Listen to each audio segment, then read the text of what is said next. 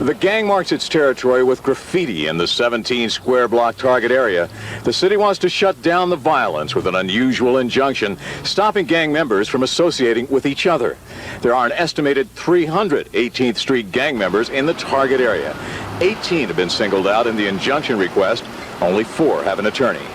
Despite 18th Street tattoos and eyewitness declarations, they all deny being part of the largest gang in Los Angeles, one of the most violent gangs. Judge Alan Buckner said you can't deny the existence of a gang when its members wear tattoos and throw signs. He ruled that the city has a right to treat the entire gang as an unincorporated association. The court understood that the right of social association is a limited one and agreed with our position that these individuals are associating for only one purpose, and that is to engage in gang activity. The gang allegedly makes local residents walk in the gutter when they pass by. The violence is undisputed. One night involving 18th Street and rival gangs, March 15th this year. At 6 p.m., 5 men shot on Hillcrest. 30 minutes later, a man is shot 3 times. Another gang shooting 35 minutes after that on Santa Rosalia. A 16-year-old shot twice. Then at 8:30, the same night, 2 more gang-related shootings. Not only would the named defendants be subject to this type of an order, but any other member of 18th Street gang who was served with the court's order, if they were within the target area with one of these named defendants, could be held responsible.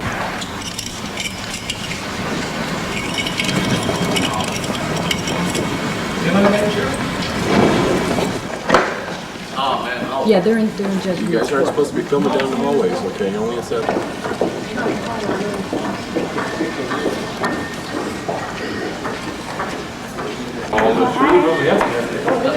Hi, guys.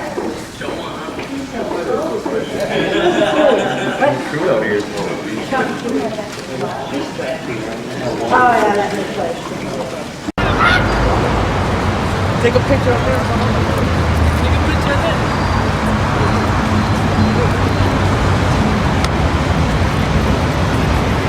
A judge has ordered members of a vicious gang not to congregate on the streets of a Los Angeles neighborhood. The 18th Street gang reputedly has up to 20,000 members throughout California. As Jerry Bowen reports, this new ruling has many residents of that area at odds with the ACLU.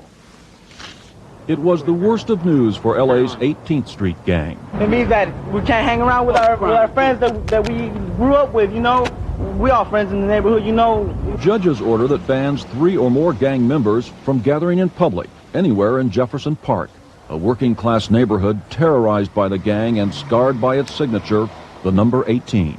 Members named in a preliminary injunction can't mingle outside the gang's hangout. The judge said they can't even walk down the street together. Violators would be in contempt of court and could go directly to jail. That man trying to set his own rules, you know what I mean? But it ain't going down like that, not in the neighborhood, you know what I mean?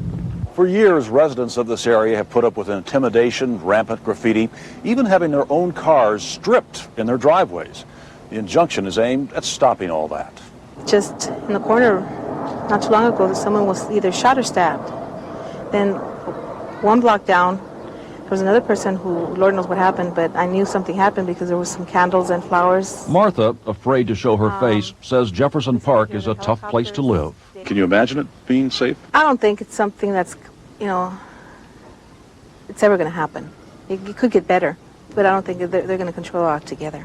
But Patty Flores, mother of 2, sees hope for the future. Well, if the gangs can't hang out together, that's what the judge is saying they can't do. That would be wonderful. Will help a lot of, and especially the little kids that they are learning from them, because there's a bunch of kids here that they want to follow their steps. The sweeping Los Angeles court order follows a model established in San Jose, California 4 years ago and just upheld by the U.S. Supreme Court, a ban on gang gatherings there that resulted in a 75% drop in crime. Still, there are critics. It criminalizes things that aren't otherwise crimes and reduces our protections against invasion of our civil liberties and civil rights. And gang members remain defiant. LAPD, that's a gang too, and I'm a LAPD killer, you know, because I hate them. The ban takes effect later this month. Jerry Bowen, CBS News, Los Angeles.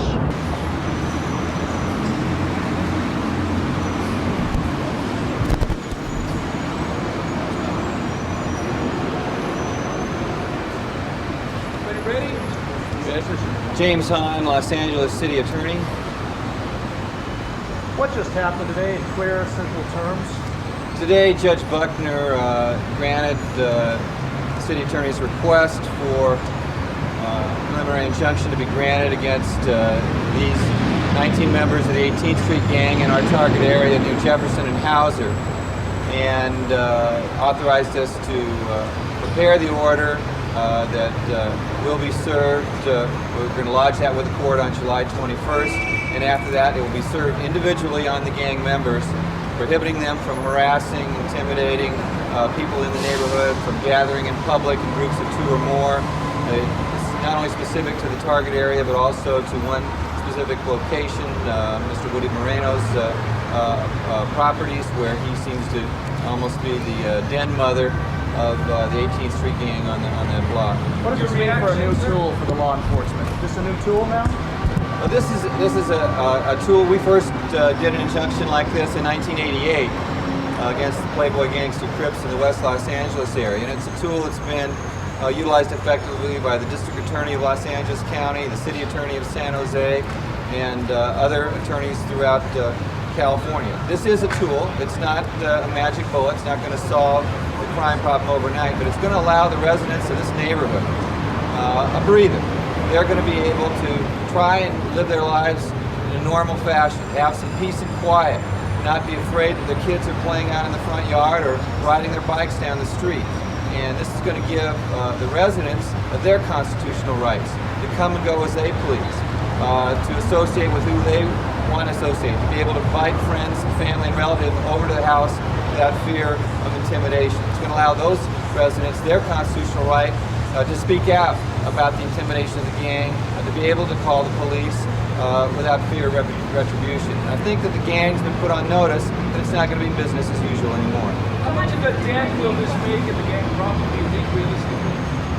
Well, we're talking about a 17-block area here. We're not talking about 469 square miles of the city of Los Angeles or the county of Los Angeles. What we're trying to do is say in this neighborhood, the Jefferson Hauser neighborhood, we're going to try and end the gang stranglehold on that little community. And we're going to be making this little victory, and we're going to continue to have little victories like this. We think that for those residents, it's going to be a big victory. In their neighborhood and on their streets, they're going to think this is the biggest thing that's happened. We're going to continue to look at this tool and use it judiciously. When it's appropriate, when it makes sense, we're going to use this tool again. It's not going to be used, every day of the week, but when we think it can be used, we're going to use it, and you're going to see more of these injunctions. Do you have other areas already targeted when you're looking to use this tool? Yeah, there are other areas that are being considered for this technique. We're working with the police department in identifying those locations. Obviously, one of the areas we're looking at was identified earlier by the mayor. We're looking at that area, but I don't really want to go into disclosing the other locations at this time. Excuse me, sir, could you look at the areas you're looking at? Well, we're not going to disclose how many areas we're looking at. There's several locations we're looking at in Los Angeles where this might be appropriate. These things are very labor intensive. It takes a lot of work on the part of the police department to gather the declarations, to gather the evidence that's necessary to convince a judge to issue an order like was done today. So it's not something that we're going to be just able to crank out overnight. We're going to be looking at the areas carefully, but you're going to see more injunctions. When you have people who are involved in it, it's been tried before, and how effective do you think this would be compared to other things? Every time we've done it, it's been extremely effective. If you talk to the residents of Blythe Street, which is the last injunction that we did in 1993 out in the Panorama City area of the San Fernando Valley, Blythe Street is a totally different street than before the injunction. You go to the Cadillac Corning area where we did the first injunction in '88, when the Playboys were on every street corner selling drugs. You go by there today, they're not there. So it's been very effective for us. It's been effective for the district attorney's office when they've done it in Pasadena and Norwalk and Long Beach. It's a very effective tool. So it works when you have a small target area, you have an identified group of individuals who are causing most of the problems, and you let them know that they're going to have to change the way they behave, or they're going to be in contempt of court. This is not a paper tiger. Not at all. This has worked everywhere it's been used. You can't find anywhere where it's failed to work. And one of the reasons is that prosecutors and law enforcement have been careful about the use of this technique. We do want to use it where it will work, where the residents will support it, where the community is going to back it. We're going to be effective. Sir, the gang members claim they're being harassed by police. What would be your response to that? Well, when the fact that many of these individuals have been arrested and convicted of serious felonies. We had 22 instances of violence in the last 15 months in this little 17-block area, all attributable to members of this gang. I don't think that the police deciding to focus on these individuals and say, we think you're part of the problem, is harassment. I think that's good police work. Did you look at the ACLU study that crime went up in the areas right around? Yes, I did. I looked at the ACLU study on our Blythe Street injunction. From what I looked at the statistics they had, it showed that crime went down in the target area. They said just the opposite in their conclusion, but their numbers showed that the crime went down. What they tried to do in their study was say, well, you did an injunction on Blythe Street, but it didn't bring down crime in the San Fernando Valley. Well, that wasn't our objective. Our objective was to clean up Blythe Street, and that's what we did. And we have to be very careful and let people know this is not going to solve the gang problem in Los Angeles County because we got this injunction against this clique of 18th Street in this neighborhood today. But it's the beginning of a tool that we think will help us solve that problem. Do these people not just move a few blocks away and continue their activity? It's very difficult to for a gang that's established in an area to just move somewhere else. They don't have the roots in the community. They're not able to establish themselves. What we find is that what we're more concerned about is, are we going to allow a gang just because they're entrenched to stay entrenched in the neighborhood? And I think that's intolerable. So we are trying to move them out of the neighborhood. The best thing that would happen is if they stop engaging in criminal activity, wherever they go. How many times have you successfully prosecuted someone for violating the injunction in other three areas? In Blythe Street, I believe we had less than half a dozen actual arrests and prosecutions, and I think it was the same in the maybe a little more, maybe about a dozen in 1988. That's been also the district attorney's experience in the injunctions that they've found. Generally, what happens is you warn the gang not to do these activities, and the activities cease. So if the injunction is violated, Well, we have the option of either coming back before Judge Buckner for civil contempt, which is a 5-day sentence per violation, or we can bring a misdemeanor prosecution in municipal court where the maximum penalty is 6 months in the county jail for violating the injunction. Police will be out there just trying to see if they're going to comply. Talking about having any kind of compliance schedule to see if you need to go. Well, what we've done in the past and what we intend to do this time is that the first stage will be actually serving. When we get these orders, we're actually going to be wanting to serve a copy of this order on each of these named defendants. That'll be our first task. Once they're served, we're going to be reminding them of the terms of injunction. If we start to see violations of the injunction, I think in the first cases, the police intend to issue a warning. If the activity continues, then they're going to be making arrests. So I would envision that after July 21st, that's just when we're lodging the order, the defense attorney has an opportunity at that point to lodge any objections to that order. So we won't be actually serving the order to probably a few days after even the 21st. So we're some ways away from actual enforcement here. About the small target areas of these injunctions, 18th Street operates over a vast area. What about all the other areas? Well, we're looking at other areas where 18th Street is involved and where other gangs are involved. We're just trying to help this little neighborhood that seems to have been plagued unmercifully by this particular group of individuals, and we're trying to solve that problem. We're looking at the gang in other areas of the city. Obviously, a very large gang, and this is a very large city. This is just the beginning. There could be a lot of 18th Street injunctions. There could be many more injunctions coming.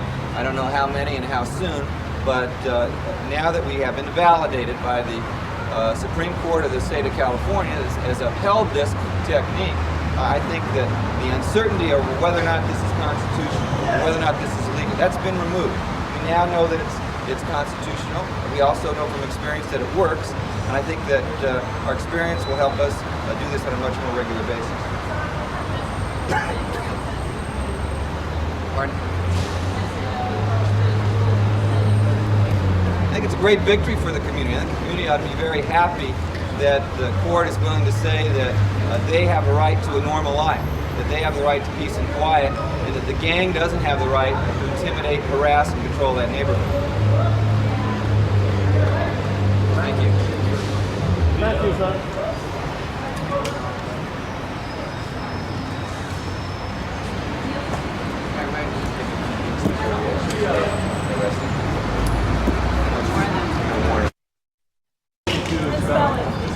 Sean Ward, S-E-A-N-W-A-R-D. The reaction from my clients, they're basically very despondent over the ruling. Of course, they're not surprised. They're not surprised over the ruling, but they're quite despondent over it. Presently, we have plans to discuss an appeal of the matter. You will discuss? We are discussing, we have plans to discuss an appeal of the matter. Based on constitutional or how? Both on factual findings of the court and on constitutional grounds. Hasn't the Supreme Court already said it's constitutional? Are you referring to the California Supreme Court? Yes. So where does that leave you with that argument? We'll proceed through the channels of going up. I think that the Acuna case that the California Supreme Court has already ruled on is factually distinguishable from this case. So we'll proceed that way as well. In what way is it different? There's a lot of differences. For example, in the Acuna case, the individuals that were targeted to not go into the area did not live in the target area. In this instance, my clients, at least two of them, live within the target area. And there are many other differences. Overall, sir, from your point of view, what's wrong with this approach that the city is using? Well, first of all, I'll say that I'd like to applaud the city certainly for their efforts. I just think that the method by which they're using to attempt to remedy some of the abhorrent problems that are within that community are misguided. I think there are other methods that could be used to achieve the same ends. Such as? Stronger and better policing in the area.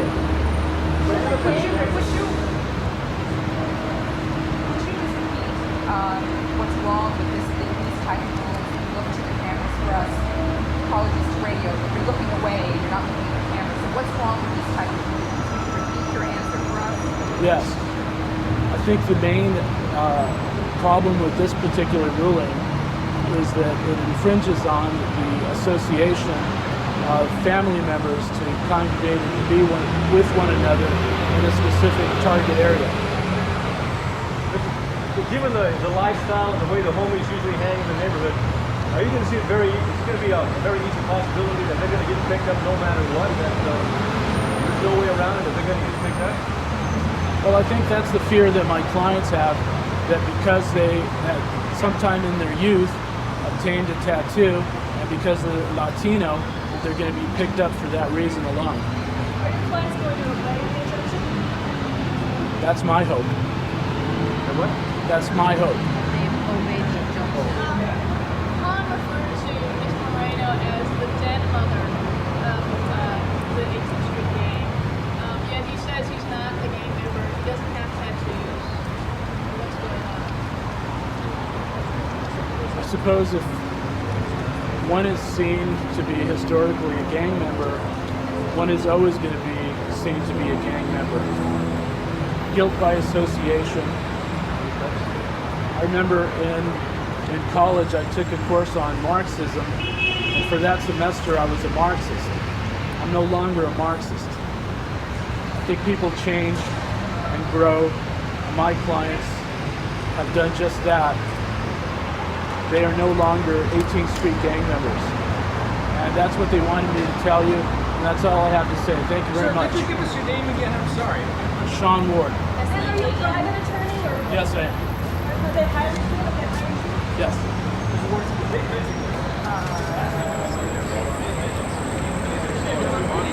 Okay. So you're saying that this book is filled with all of these people are 18th Street. That's correct. gang members. They're all active 18th Street gang members, and each page actually signifies one individual. So this book, that's the 18th Street gang. No, this is only part of it, part of the 18th Street gang members in our community. We have additional members in the books up here. The whole upper shelf is composed of all 18th Street gang members. How many gang members is that for this area? I would say in excess of 400. We're looking probably at 500 members. Just for this neighborhood? Yes. Okay. There you go. There you go. CP. Let me just start with how bad is this gang? How bad are these guys? Dangerous, very dangerous, extremely dangerous. They're extremely dangerous. If that's your highest level of dangerousness. Yeah. Okay. They're one of the main reasons that they're extremely dangerous is because they're probably the biggest gang in the United States, and they all get along with each other. They don't have any rivals, so they can, anytime they get in any kind of confrontation with any other gang, they can call for additional gang members for a reserve to come in and help them. Like a fairly well-organized army. Just about. Or in fact, they are an army. Do you sometimes feel sort of outmanned and outgunned on these streets? I mean, these guys are well armed. All the time. What kind of weapons are you up against? What do they have? They have everything from assault rifles all the way down to Saturday night specials. I mean, they got all different types of weapons. So we've recovered 9mm, 38s, all the way up to AK-47s off these guys. And it spans age and race and 18th Street. Yeah. Their race can be anywhere. Primarily Hispanic. They're getting into more like the Salvadorians. They do have a lot of black gang members and also white and a few Asians. Equal opportunity. Equal opportunity, and they're 18th Street. The reason why they're so big is their claim to fame is they recruit anybody, and recently they've been recruiting a lot of the tagger groups in their area. Wherever there's an 18th Street gang and they have a tagger group that's around them, they will recruit them into their ranks, which gives the tagger group some kind of backup and when they need to spray paint walls or anything around their neighborhood. Tagger groups being graffiti artists, and they're usually younger, aren't they? No, they're not usually younger. They're the kind who just like to do that, what they call street artist stuff. But at the same time, they do not want to be associated with the gang. Let me stop you for a minute. This is Jefferson Boulevard, correct? Yes. Now, isn't that one of the perimeters? Yes, this is the southern perimeter of the target area, and we're not near it right now, but we're going to take it that way. We're going to go from south to north on Jefferson, and I'll let you know when we get there. The target area is a lot farther down. Oh, okay. Towards Culver City. But there's been incidences where the 18th Street gang has jumped in an entire tagger crew at the same time. So, they might jump in, 25 to 50 taggers at one time. It's hard. It's tough. Okay. But we're in the street on the block now, right? No. No, we're not. No. Okay. We're still okay. About maybe I'd say about 3 miles away. 3 miles away. Let me know, okay? Okay, I'll give you a heads up on it. But in the target area, is there a school? There are a few schools down there, and but it's certainly kids walking to school, and I mean it's a dangerous area to walk around in, right? Yes. 3 John 14, that ID is going to be Adam 0441219, last name Easter, first name Anthony, spell black. Nebo, you know a lot about this gang. What are some of the worst cases you've seen? I mean, the toughest. Toughest? Well, recently they just had multi-3 shooting. When I mean multi-3, that means there's 3 victims involved. It concerned narcotics, and something went wrong during this transaction. So one of the 18th Street gang members decided to go up to the car and just like shoot all 3 people in the car. So the streets just become a battlefield, and if anybody gets in the way, that's their tough luck. That's right. This gang is very territorial, and if you don't belong in this neighborhood, they will challenge you.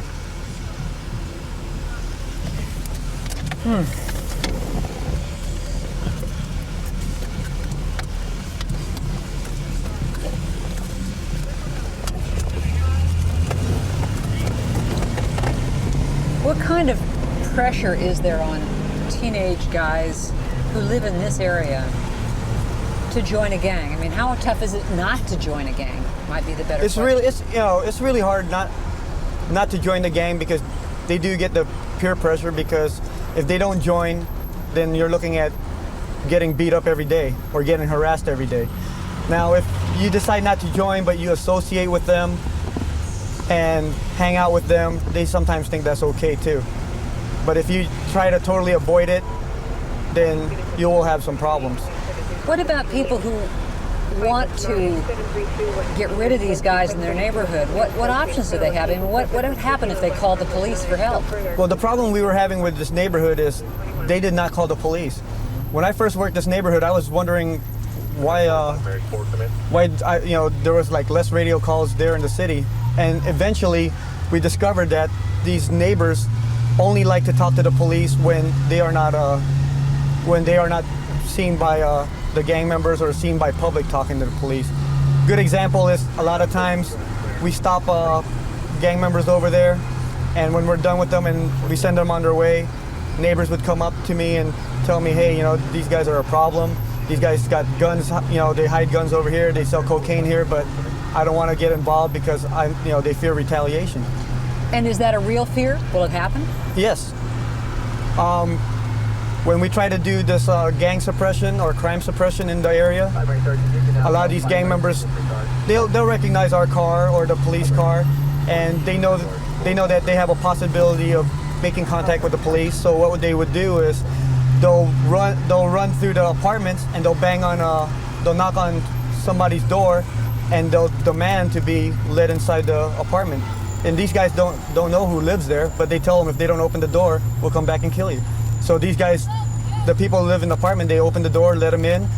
We drive by, we don't see the gang members, we think that they're not there, and then as soon as we're gone, they come out, and there's nothing the citizens who live there can do about it. Yeah, let's wait till we get out of this bus. Oh, you have to shoot anyways.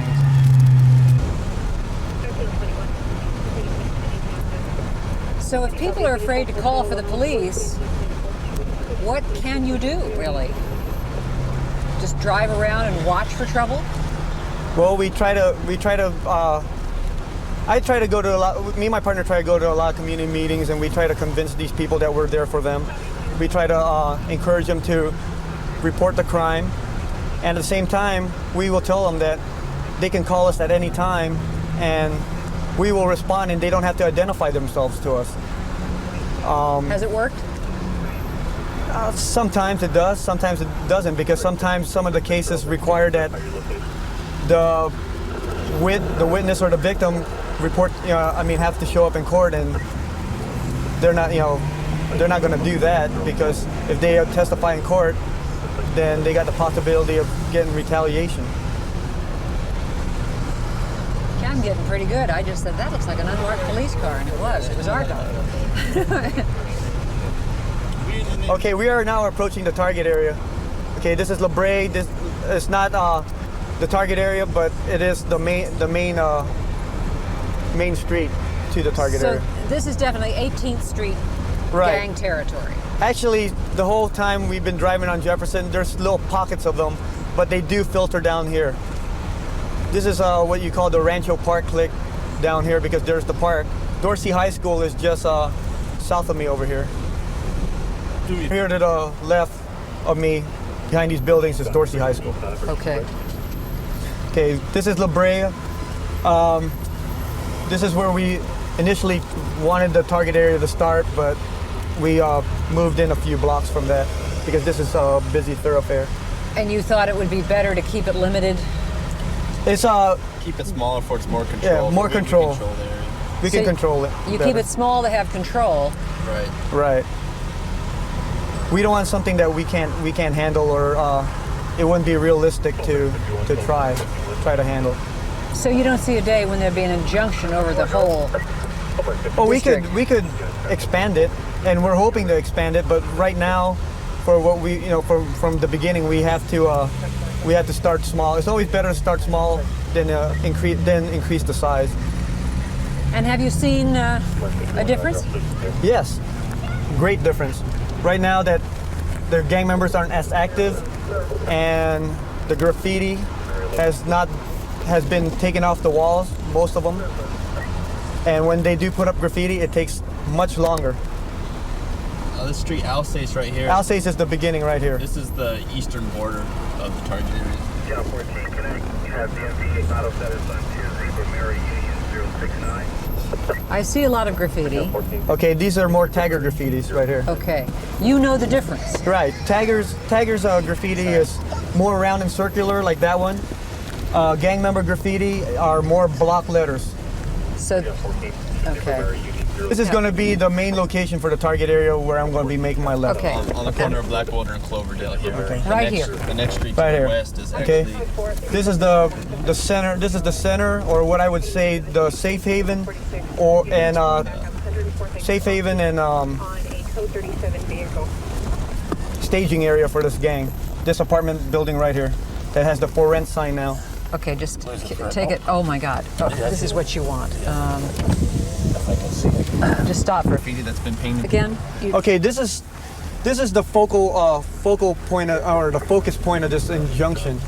This has been the staging area and the safe haven for these gang members. The property owner, the reason why we had a problem with this area is because the property owner who owns this apartment is an 18th Street gang member himself. So now he puts the limit on the police to do any enforcement, because now he's saying that these guys are his guests at his apartment, which makes enforcement for us a little harder. When I first took over this area and we were making arrests here for narcotics and guns, that fence was never up there. As soon as we made our 3 or 4 arrests at this location, they put up this wrought iron gate to keep us out. Let me just ask you one more question. If you want to pull over, you can. I mean, I don't want to stop Okay. traffic. But while we're looking at this building, under this injunction, they wouldn't be allowed to publicly meet, 2 or more of them, in the front of that yard. Isn't that correct? Yes. Has it worked so far? Yes. You don't see anybody out there anymore. On a typical day prior to this injunction, there'd be 20 to 30 gang members at that corner alone. 521, can you advise 36? And when they see the police car, when that gate came up, they would like walk in, slam the gate on us, and basically saying there's nothing you can do because we are now on private property. But now there is something you can do. Yes, there's something we can do now. Now they can be arrested for being in the target area and together and associating with one another. One thing I'd like to point out about that is, look, when I say they're here like 20 or 30 gang members at a time, maybe 2 or 3 of these guys actually live in this area. Most of them don't live here at all, but they're always here. So it's a real command center. Yes, it's what I call the staging area. Or It's their staging area for selling narcotics, and it's their staging area for doing drive-by shootings.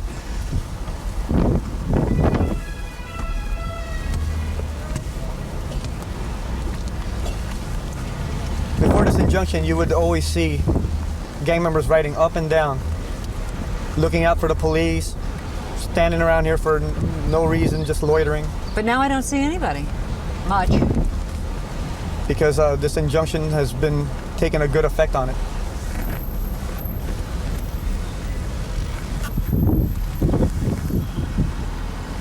In fact, this looks like just any other suburban neighborhood. You would never know.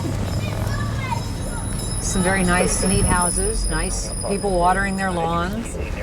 Doesn't look like a place where there'd be drive-by shootings. No. Although every house has bars on the windows. That's a telltale sign. Right. This area right here on the right is used to be another focus point for selling narcotics and graffiti, and now you see it's all cleaned up. The Higher Ground Ministries? Right. This garage, as I've known it for the last 2 years, have always had graffiti. And I'm sure Officer Copeland knows that too. And it doesn't have graffiti now, why? Because the gang members in this area are trying to give the illusion that this is not a problem, that this injunction should not go through because this area is not a problem. Well, that's rather ironic, isn't it? They're doing what you want them to do for the wrong reasons. Exactly.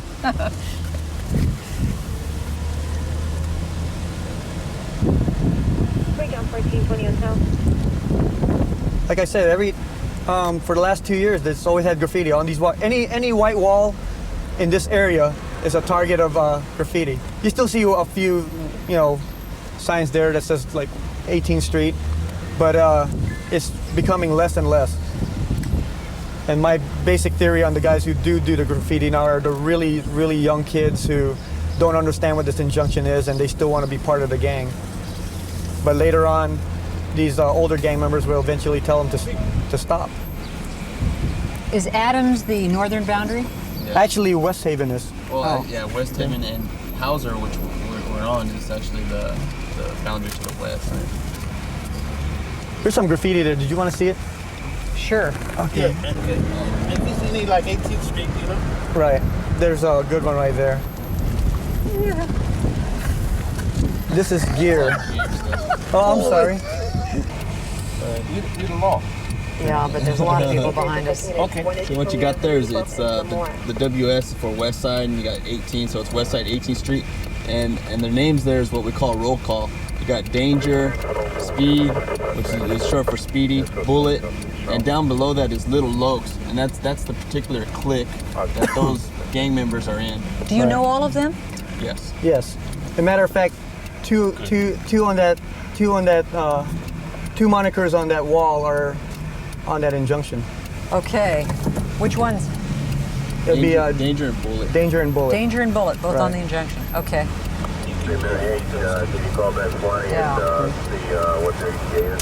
Now, just because you see Gear Street gang here, it's not that because they're disrespecting this gang, it's because there's another gang here called Gear Street, which is a black gang, primarily black, there's no Hispanics in it, and they share this neighborhood with the 18th Street gang. And there's no problem with that? They do have a problem with it, and as like I said, being that 18th Street is an extremely dangerous gang, they call the shots for this gang on what to do.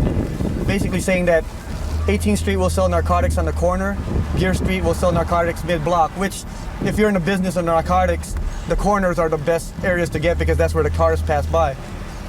One of the Gear Street Crip gang members defied that order one time and decided, hey, I'm going to make as much money as you and sell from the corner. And he ends up getting killed. Huh.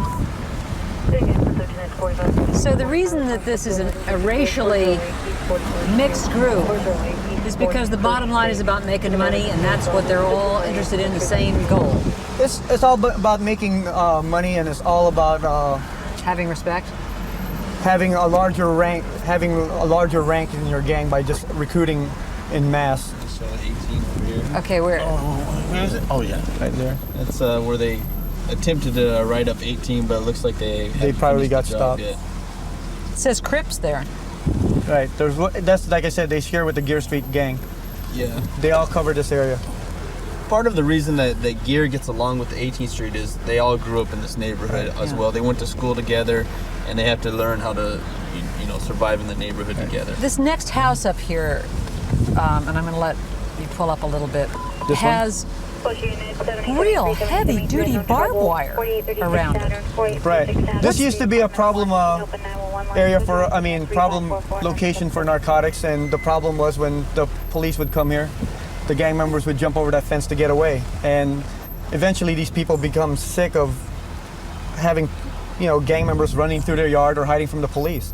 So they put up this barbed wire. So they put up the barbed wire to keep them out.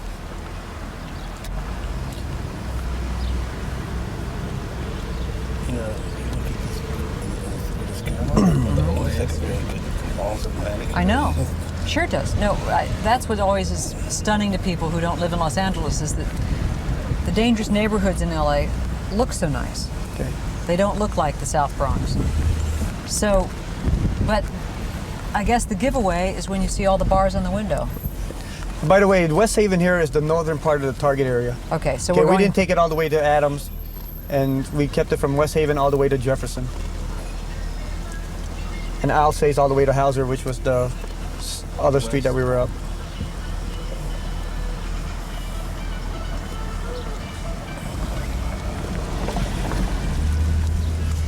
Do you get into a situation, is that a group?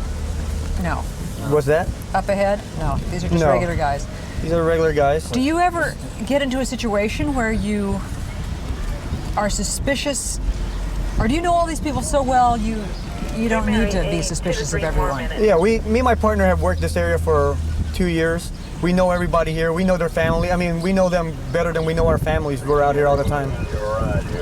So you're not rousting people just because they're dressed funny. No. You know who they are. No, we don't stop them because we work in the gang unit. We are gang experts, and we know the difference. And part of that difference is because that's the way they control our crash units. Before, I'm sure, like long time ago, there was a concern that, for example, that any black man wearing blue or any black man wearing red was a Crip or Blood. Well, I mean, you can't do that. So what we do is, we monitor the activities of the gang locations. We know who the players are. We identify who they are, and that's all that we deal with. If you associate with these gang members, yeah, we will stop you and check to see if you have any tattoos and see if you are part of the gang. If you're not part of the gang and you don't admit to being part of the gang, then we just Somebody's got to be annoyed to honk at a cop. Why are all these people following us? This is a major thoroughfare, I guess. Right. Yeah, Cochran is a major thoroughfare. Homeside. We saw that. I'm trying to give you. As we ride by. I know you are. You're doing a good job. 83rd in Vermont. Now look at this house. This looks like, on the right, tattoo on the left arm. You see that? That house looks like a perfectly normal suburban house. It's got a little playground in the front, and yet those people would be in danger letting their kid play outside, wouldn't they, at certain times? Yes, because not only you got to deal with the narcotics problem, but when the gang hangs out in an area, everybody knows. All gang members know where each other hangs out, and knowing that this is an 18th Street area, any rival gang can drive up here, shoot at them while they're just standing around loitering, and a stray bullet would end up hitting one of these kids playing in there. I got about 20 minutes to harbor. I mean, I know. This always interests me when I come to these neighborhoods because people are really trying to make an effort to have a life here, a quality of life, or they wouldn't put this kind of care into their gardens. Oh yeah. Right. Yeah, so, I mean, you could be sitting in your living room and be a victim. Right. Now, those guys back there, one of them had on major gold jewelry. That's not a tip-off to you? That's not necessarily meaning anything? No, that's not necessarily meaning. No. Boy, would I be a bad cop. I mean, yeah, throw back to Daryl Gates. They'd have me. Like the group that we have targeted, you wouldn't know that they're gang members, but somewhere along their body they have a tattoo that says that they are. 1811 RG 1821. Are they as organized as, say, the mafia? Is there a chain of command that's clear? It's not a clear chain of command, but they have the potential to be organized. But do some of them graduate to more organized crimes? Yeah, some of them do graduate to, like, say, like the Mexican mafia. Okay. Here's some people here that. Wait. To your right. Okay. See, like a park like this is typically a problem because it's open to the public. Mm-hmm. Now these guys here are getting in their cars because they see us. But it's constant loitering down here. There are drug sales that happen here. And those guys you would see as suspicious? Oh, I know they're gang members because of the colors they wear in this area. What colors are those? This is a blood area, which is red. traffic. 630 West Santa Cruz, code 255. And that is typically where they park their cars and associate. West Side! West Side! West Side! 37 Red Mazda, code 2, incident 3770. Now, if these guys were named in the injunction, you would be able to do something about it because there'd be more than two. Right. If they were all named in the injunction. Correction, 877, so shooting in progress, 47 But they're Bloods. They are a blood gang. This is the rival to the gang that we have targeted.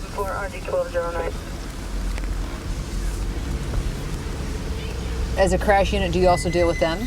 Yes. You deal with any gang activity in your area? we deal. You're not just specializing in 18th Street. Okay. Well, me and my partner specialize in 18th Street, but then we deal with every other gang here. We have certain officers that are assigned to certain gangs within our area. Right. And myself and Officer Nico Messina are assigned to the 18th Street gang. There are people in my unit who can identify these guys by just looking at them, like I can identify my gang by looking at who these guys are. This is such a peaceful looking park. What would be going on there with gang members besides hanging out? Narcotic sales, and like during any type of shooting or like a funeral or some kind of celebration, it's not unusual to see them over here 100 or 200 deep or thick in that park. I suppose there'd be plenty of people that say, well, why not? They're friends, they're not doing anything wrong. There's nothing wrong with being with friends, but the problem is when they start having guns around there where kids can get to it, then you're inviting other rival gang members to come up here because they might want to pay someone back for doing a shooting, and they know that there's a party there, and they just like open up their gunfire on the park, not picking out the guy that they want. Right. By these gang members congregating, they are causing, even though it's not illegal to hang out with each other, they are causing a danger to the community because by them being gang members, it causes other rival gangs to come by and commit. It's kind of like a magnet. They bring other gang members here because there's always somebody. From my experience, it seems like there's always somebody who goes to school or knows somebody about a party, and it gets word to the other gang members, and then they find out about it, and then they decide to come over here and do a shooting. How many female gang members in the 18th Street gang? I would say they probably account for about I say maybe like a quarter of the percent. I mean, a quarter of the gang. Are they often arrested for felonies? Yes. A lot of times they are the drivers of a drive-by shooting vehicle. They're usually the ones who hold the narcotics or hold the guns. A lot of times they're the ones waiting in the car when they commit robberies.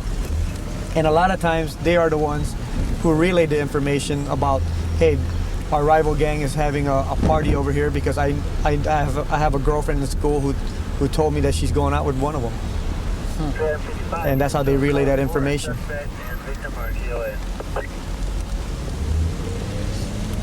Have you had any feedback from people since the injunction went into effect, like from the community or? I had a few. And what do they say? That they say that they feel that their neighborhood is beginning to feel safe to them, that they don't see the active gang members out here as much, that the graffiti has gone down. What a relief that must be. What's that? What a relief that must be. Oh, it's a great relief, especially if you have to live there. This looks like a really nice. Okay. There's a few guys right there. Who's that? Which is an area known for narcotics too. Oh, is it?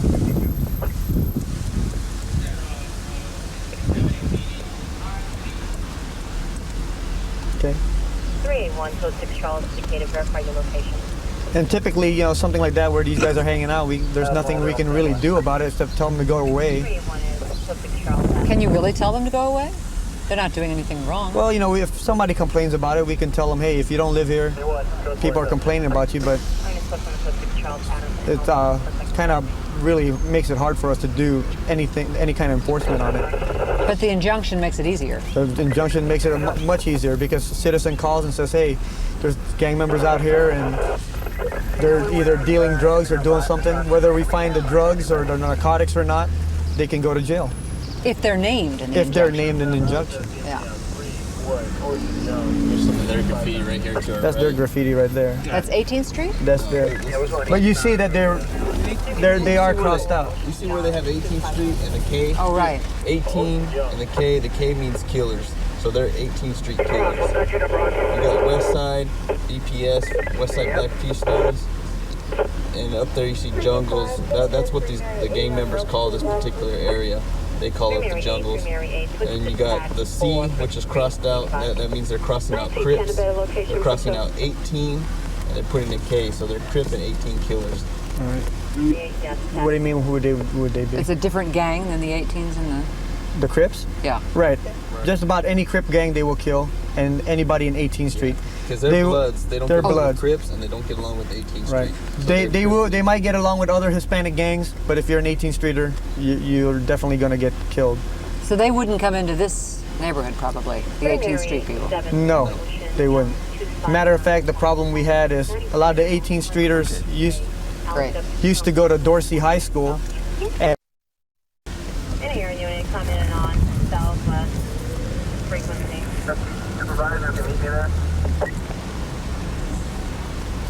Did you ever hear the Eddie Murphy takeoff on Mr. Rogers? No. These are the people in your neighborhood. It's great. Raphael 2100. He said today's word is there goes 18th Street right there. Was it? Wait, Raphael Valdez. Going in the building? Yeah. You see that? They don't know who he is. Oh, you could be really bad to him, Right. I mean, if you were to go up to him and identify him as an 18th Streeter in He this would never be neighborhood. seen here again. He probably doesn't have as many tattoos showing, and he's probably not dressed. Because there have been some 18th Streeters who used to live here, but they basically gotten taken out. I mean, thrown out of here or moved out. You knew him by name. Right.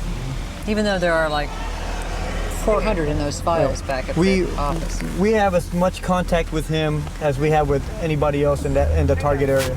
Is he named in the injunction? No. No, he's not.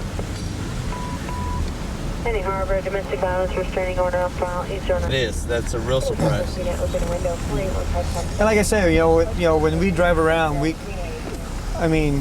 can name these guys just almost on sight because we've known them for 2 or 3 years already. Right.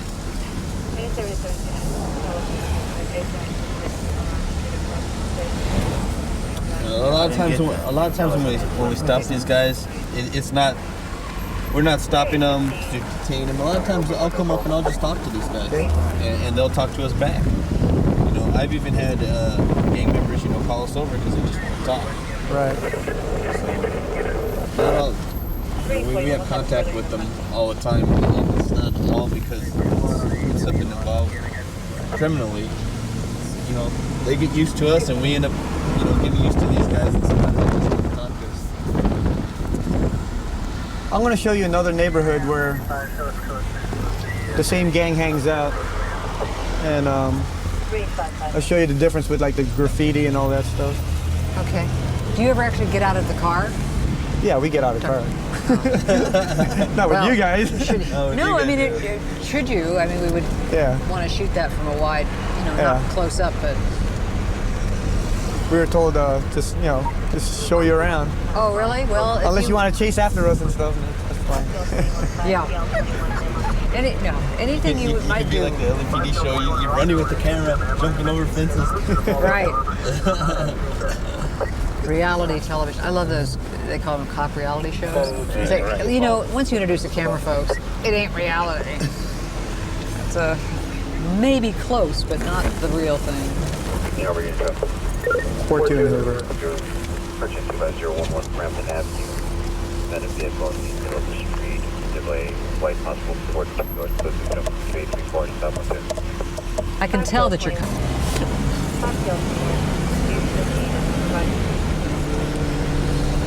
And this is Baldwin Hills. This is nice, Baldwin Hills.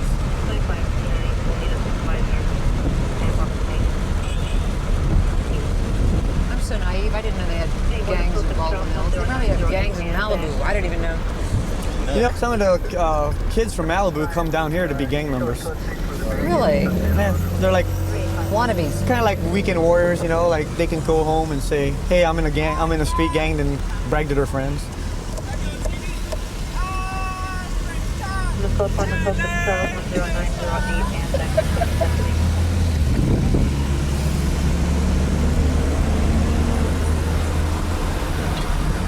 This is good. It's like a classic, you know?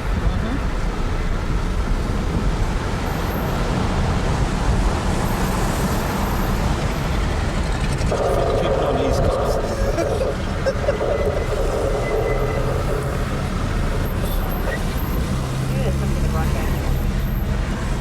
They foul up stereotypes immediately just by showing them what these neighborhoods look like. Because the East Coast has a different idea of bad neighborhood. This is bad. No, Baldwin Hills is not, but even where we were. Doesn't mean the shadow got cut in the grave. Yeah, it's funny because like the gang members who come from the East Coast, like New York, they always want to move back to New York. They do? Yeah, because they say that it's too dangerous out here for them. Really? Yeah, because they say like in New York, if you had a beef with somebody, you go up to him, you know, man to man, shoot him in the head. Here, these guys like drive by and just start shooting everybody, and you know he has nothing to do with this beef, and then all of a sudden he gets shot in the leg, you know. And I've had a few people from New York tell me that.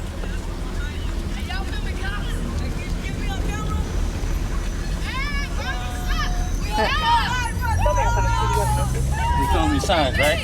Yeah. But that's not, doesn't necessarily mean anything, does it? No. But that shows you where kids are growing up, you know, they're already learning how to throw gang signs. Even though that they might not have actually been throwing gang signs or that was really innocent, something like that, if another gang saw it, you know, might take that in a different way and shoot those kids just because of that.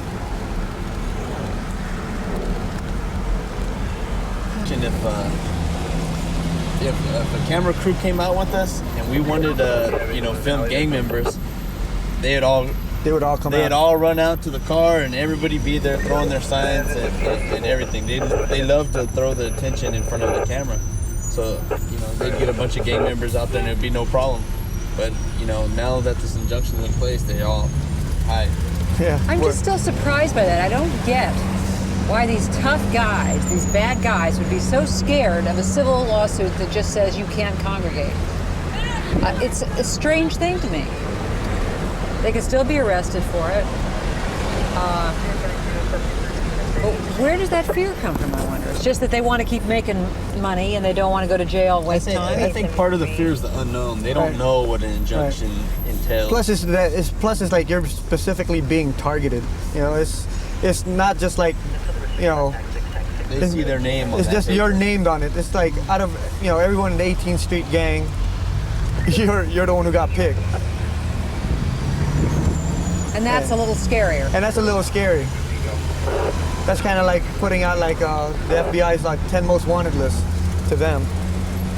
I mean, some of them, I know like some of them were proud of it. I mean, there was people, and then I know there was a named defendant on the injunction who was like bragging to his friend who told me that, yeah, you know, I'm on the top of the list, I'm the #1 guy, and he was like really proud of it. But I told him, I said, you know, you gotta tell that guy to realize that it's an alphabetical order, you know. Then he kind of like popped his ego a little bit. They were served with the papers. Right. That it really took them by surprise. It sort of stunned some of these guys. Did you hear that? That they sat down and read the whole thing and were surprised? Well, they looked through it. I mean, they just couldn't figure it out. One of the named defendants in the injunction was all he saw was that he's being sued by the city of LA, and he was asking me how much money we wanted from him. Really? He thought he had to pay? Where that? Go by Budlong Expo. Okay. What they got there? With the Polaroid exposition in Budlong. He just wants a Polaroid. I don't know if he got the gangster stuff or what. About 20 seconds here. 3 Slow 19, 3 Crash 43 in response. Expo and Budlong? Okay, we'll go down there real quick. What's happening there? They want a crash unit down there. I don't know if it's just for a camera. Maybe they're, you know, because all of them.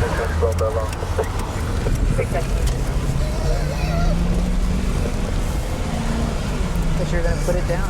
I thought so too, but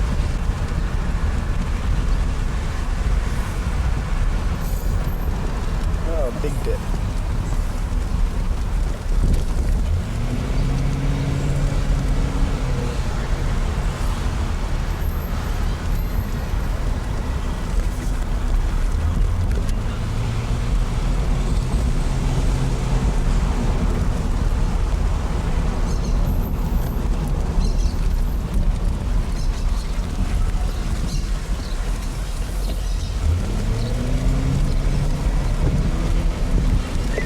Hector, are you on? Mike Messenger, Still Mary 51, 4 David 199870101. 1983 GMC pickup. Ernest Freeman, 622 East 51st Street. Expiration 7/31/97. What are you looking for? Hey Jody, switch up. They're looking for this. I'll take my number. Still Mary 51, go ahead. Nothing? What's up? Oh, okay. Just want the graffiti. They're just photoing graffiti. Yeah. One thing about working the gang unit here, we do focus a lot on the graffiti because it's like the newspaper to the gangs, and it tells us a lot of what's going on and who runs the territory and who's the active players. So when you said you called one thing a roll call. Roll call. That just is a matter of who was there doing it? It's not necessarily who was there doing it.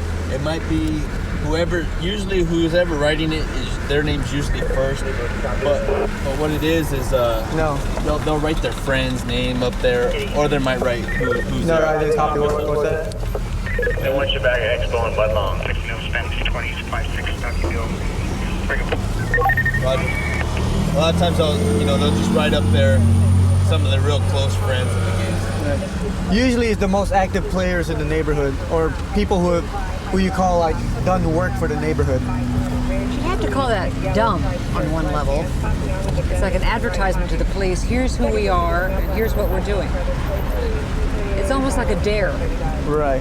We own this territory, and there's nothing you can do about it. But it's a message not to the police. It's mostly a message to the other gangs who come in this to that neighborhood.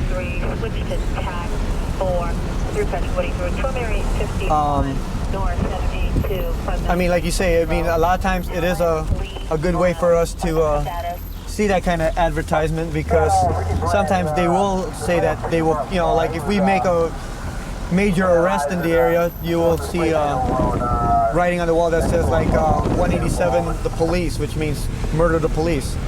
187 standing for the California Penal Code for murder. Oh, is that right? I got a picture of them. Something. Did you know? 187 the Yeah.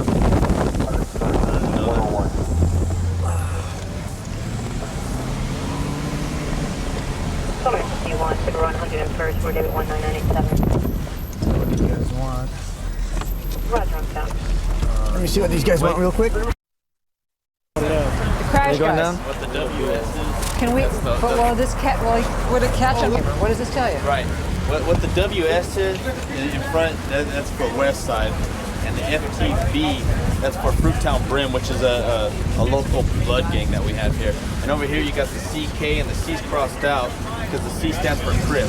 And if anything with the C, they'll cross it out, and the K stands for Killer. So that's Crip Killer, and 3700 is basically their clique.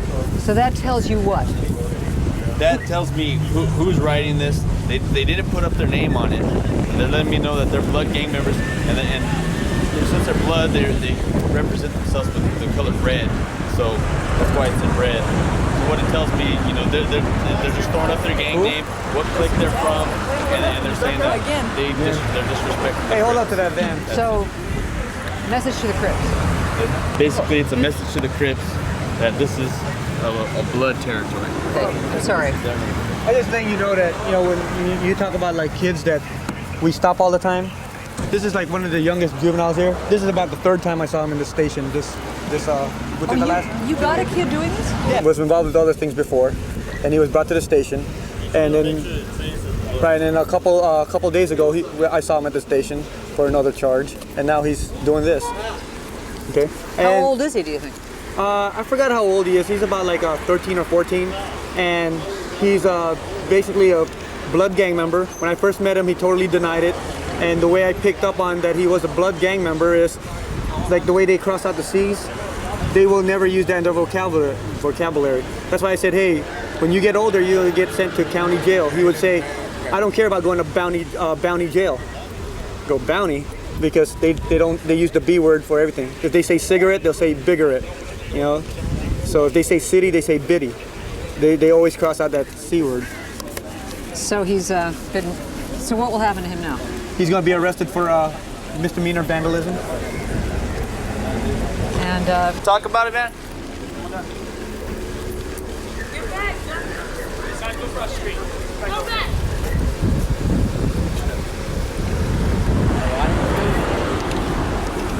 No? I thought you said you want to talk about it. You want to talk about it now? Okay. They can just show your feet. You want to talk about it now? No? Okay. That's fine. You weren't worried about doing this in the middle of the day? Like when you could be caught?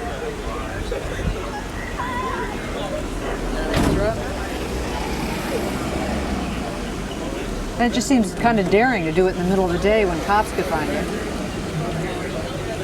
No problem? I didn't do that. My friend did that. Your friend did that? Even though they caught you with a spray can? Why is your fingertips red?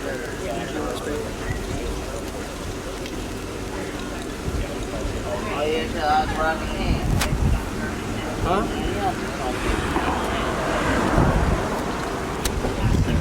His friend did it. You want to say anything else? His friend did it. Let's go. Good seeing you again. Good seeing you too. All right, Memo. Good catch, Memo. Big fish. What time we've had him? Yes. Right. And this was like within like last week, from last week to today. Last time he was with a guy with a gun. Last time he was with a guy with a gun, so it's not so innocent. No. Sure, he's got a few things. They all ran. How young do you think he is? He's 14, isn't he? 14? 14. What do you think his future is going to be? With this attitude, from what I've talked to him and from every dealing I had with him, he's so down for his neighborhood and for his gang that he doesn't have a future. He's either going to be dead by the time he's 18 or he's going to be in prison, guaranteed. Unless he makes a change and decides, hey, this is ridiculous and I'm going to stop. Starts with graffiti in the afternoon? It starts with graffiti, and then after that, his the older gang members will respect him for it. And before you know it, hey, here's a gun, let me see you shoot somebody. And then after, once you shoot somebody, well, maybe we'll let you in the business of selling cocaine a little bit. And then, have you make some money on the side. Waste of a life. No. Okay. That's great. Okay. Thank you. Back to the cars? Yeah. Yep. I'll show him the Fortune Hoover just to show him the graffiti up there. Okay. Compared to how it is in A1 there. I'm learning how to read it. Yeah. It's pretty interesting. Yeah, like I was telling you though, it's like a lot of times you will, when you interview these gang members, and they deny it. Okay, if I say, hey, you're an 18th Street gang member or you're a Harpies gang member, you will deny it all you want. You don't have the tattoo, so I'm kind of like saying, you're dressed like this. I'm kind of like saying, well, maybe I'm wrong. Maybe you're not a gang member. Maybe you're just friends with this guy. And then there's little things that I always say, like so, okay, where do you live at? I live here. Where I live there. Say if like you're a Harpy gang member. I say, hey, where do you live? I live here. I live there. Okay, how old are you? I'm fake teen. Okay, fake teen is the derogatory for 18th Street, which is the rival gang. By you saying fake teen, then all of a sudden I go, you're a gang member. So you have to be a real expert in all of the language all of the you have to gangs. understand what they say. They each have their own language. Right. I mean, people who don't work the gang, they can miss that. Like this kid right here, I would have thought maybe he just was unjustly like picked up by the police being on a perimeter, and maybe he's not a gang member because I said, oh, I'm not a gang member, I'm not this. Then I see like a red handkerchief in his pocket, and then he says, "Hey man, what are you doing with my flag?" You know, hey, That you tells know, you he's a yeah. I blood. said, what are you doing with these cigarettes? Hey, I don't smoke cigarettes. They cross out the city, and then he starts saying, this kid's a gang member, whether he has tattoos or not. Okay. Good. Okay, this neighborhood is a offset of the same gang. I've seen the same people that was been targeted in the Injunction in this area at the same time. Does it say it on that wall? Right. Right here to your right. Oh, okay. Right here on the right. I mean, this is how the graffiti was in the target area before the Injunction. It was always like that, and like I said, in all the garages, anything that was white, it was that way. And this is outside the Injunction This area. is outside the Injunction area. So it's still going on here. It's still going on here. The stairs too. Different ways. They got it right here. They got 5-3. Right, that's the click. 5-3 is the click. 5-3 means 53rd Street. 53rd Street. This is 41st Street. 53rd Street is all the way down, and they come up here and they mark up this area. 53rd Street click. Do you know who G-Boy is? Actually, that's an S. S-Boy. Shy Boy. Sad Boy? Yeah, just tell me what it says. It says West Side 18th Street, and that's from the 53rd Street. That's what the 5-3 stand for. So that's a clique of the 18th Street gang. Right. And then it says East Side 53rd, and I can't make out the other one on the bottom. This is But kind it's of like all different ways of 18. That's a TLS. It's TLS. locals. And then you got Okay. under the S boy, you got it looks like it says Trampa. Tampa. And then XV3 is another way to say 18th Street. 10, 5, and 3. Careful 63 off. So this would be where they're still hanging out and doing business. This particular clique is. This is just a couple of blocks away or less than a mile away from where we saw the blood The blood gang. graffiti. Right. Well, that's a little close for comfort, isn't it? Right. These guys cross paths. They do at times. Epic 1, Calais 3 by me.